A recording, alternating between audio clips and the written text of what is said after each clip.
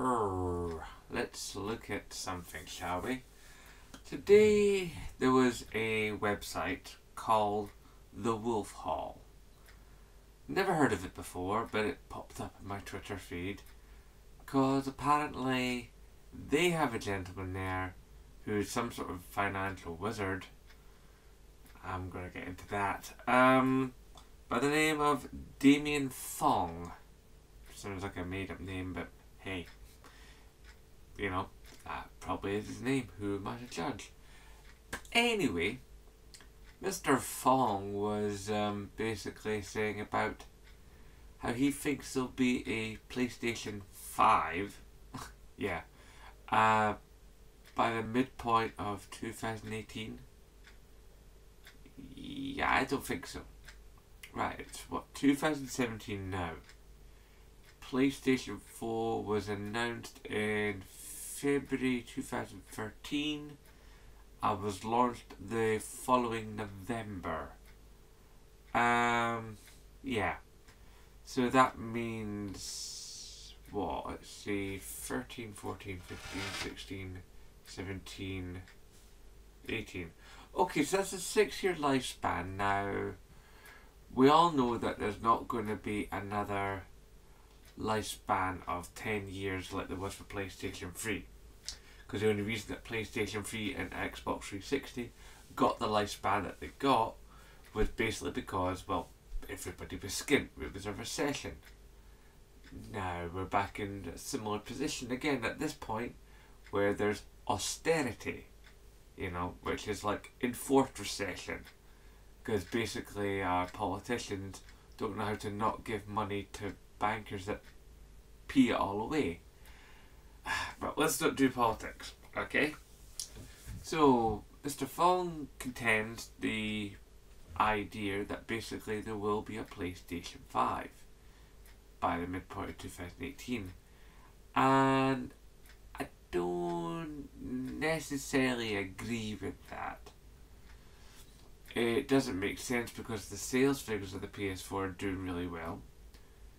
And I think this system has a lot of traction and will continue to have traction for quite some time to come.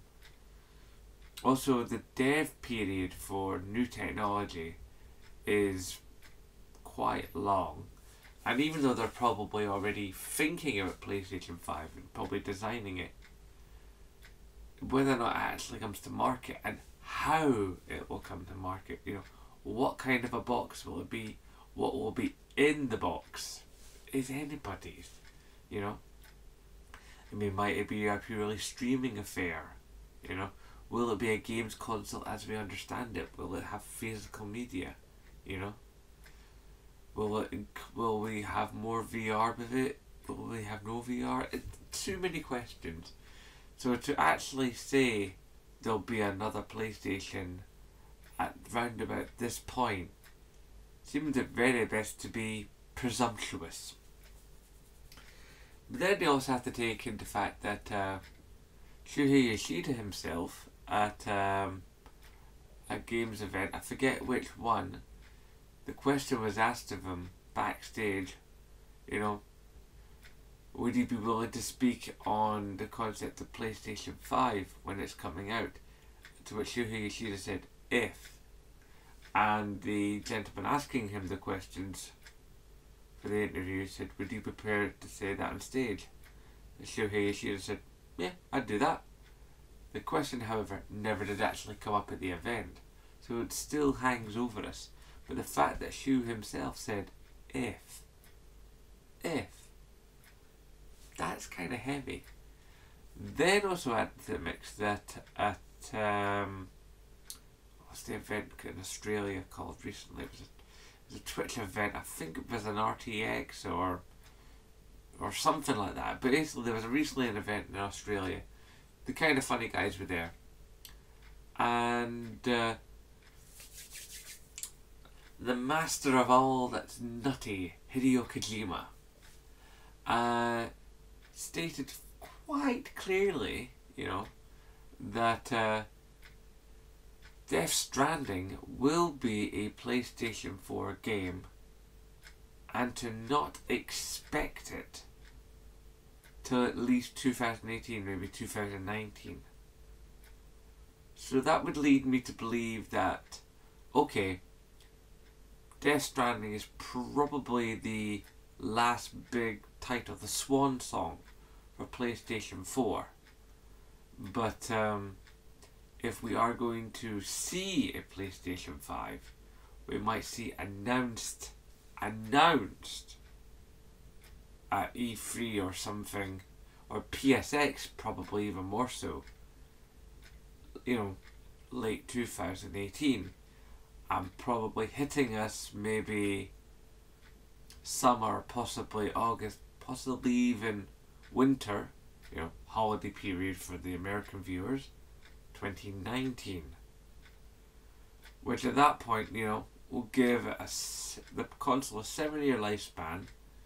It'll have had the full chance to do everything that get the full squeeze out of PlayStation Pro, because by then Pro will have taken more of the market, because more of the OG PlayStations from the launch night, like mine did, will conk out. Because they do. Machines have a limited lifespan. The more complicated to make something, the greater the chance of mechanical failure. It's just, how things go. I think people call it the first law of Starfleet engineering. The more complex it is, the greater the chance of it going wrong. So, with all that in mind, I just think it's a bit nuts for this guy to make this rather boastful and rather, I think, silly claim. If you agree with me, please tappy down below. Hopefully you guys have been enjoying the occasional bits of hidden content I've been hiding within these videos for you to find. Please let me know if you've been seeing them and enjoying them. And as always, please remember to rate, favourite, comment, share and subscribe. And aye, no bother.